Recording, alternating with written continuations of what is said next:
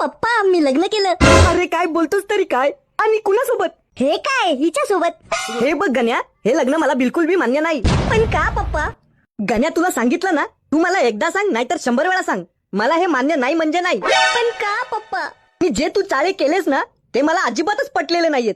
पण पप्पा मला काय माहिती होतं की मला ह्याच्या सोबत खरं प्रेम होईल म्हणून.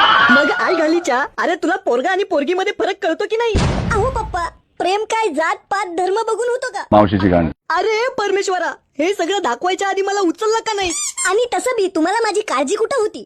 तुम्ही कधी विचार केला माझा? तुमचा एकुलता एक मुलगा वयात आलाय. अहो हे सगळं विचार करून माझ्या हातावरच्या सगळ्या रेषा अदृश्य व्हायला लागल्या. आणि त्याच्यात माझं हे दुर्दैव, मला कोण पोरगी पटलीच नाही.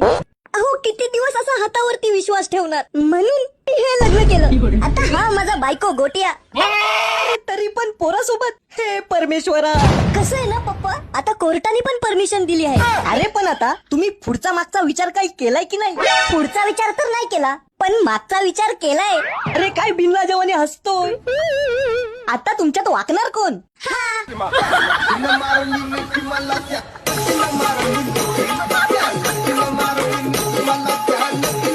Thank you.